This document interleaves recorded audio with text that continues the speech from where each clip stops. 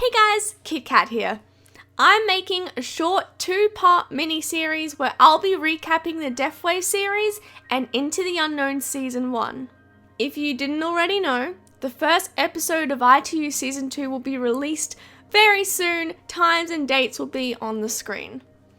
I'm making this recap video for those of you that don't want to watch the previous episodes and for the ones that want a bit of a refresh. So, let's begin. The Deathwave series is a 3-part machinima and is the prequel to the ITU series. It shows the backstory of Nexus and how the world became what we saw in ITU.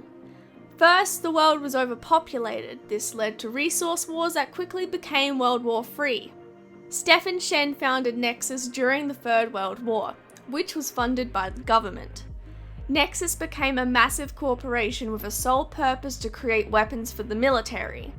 Shen hired some of the smartest people from across the globe to help with what he called the Dios project. Dios was the name of a weapon they planned to create. Dios was part superhuman, part artificial intelligence. He basically had superpowers. Dios had the ability to move things with his mind and also become invisible. However, he had one particular attack which was pretty OP. He could kill someone just by thinking about it. This is what happens to the human body whenever he uses this attack. It's described in the Deathwave as a person's body burning from the inside out. A black substance will start to form in the body, take over the bloodstream and turn the victim's blood black in an instant. They will begin to cough up black blood, sometimes even their organs, until they die. Some rare cases may go numb in parts of their body or lose some of their senses like sight or taste. As you've probably guessed already, Dios does escape Nexus. Who would have guessed that? Dios goes on a rampage across the globe, destroying everything in his path and basically causing the end of the world. So that's part 1, on to part 2. Clark Emerson was a young scientist working at Nexus alongside Alicia Evans and John Millard. Nexus blamed Clark for Dios escaping and planned to kill him. If you haven't picked up already, Nexus are the villains in this universe. So, anyway, Clark runs away from Nexus and they put a huge bounty on his head. Carmen Millard is the daughter of John Millard. She is nothing too special, honestly. Just a young adult who doesn't know what to do with her life, swears a lot, has a love for poetry and rock music, and apparently enjoys fighting. Carmen is, however, very close with her father.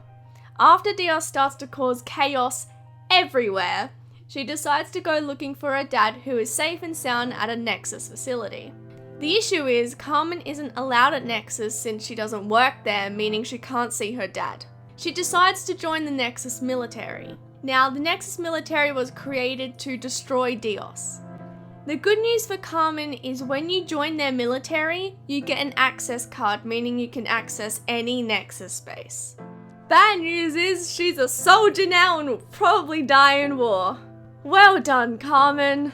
Anyway, so Carmen receives a letter and realizes it's from Clark. It has a poem on it, and she spends part 2 trying to figure out what it means.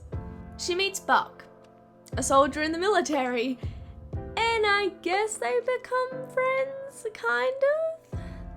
Nexus realizes that Carmen had actually met Clark before and has spoken with him, and so they tell the Secretary of Defense to kill her, and yeah, Carmen and Buck have to kind of run away, escape.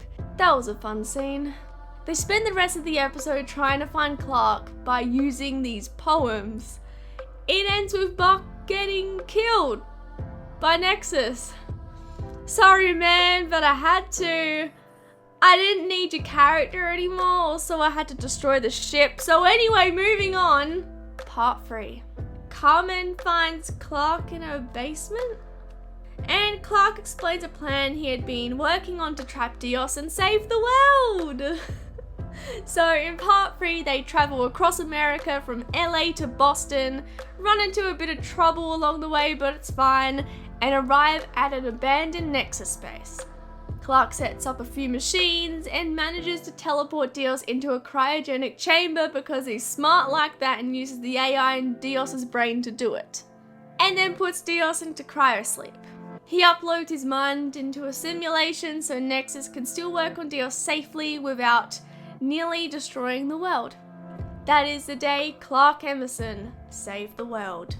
But Nexus still wants them dead. So Clark puts himself and Carmen into cryosleep because that's apparently the answer to everything, and makes it so Alicia is the only person who can wake them.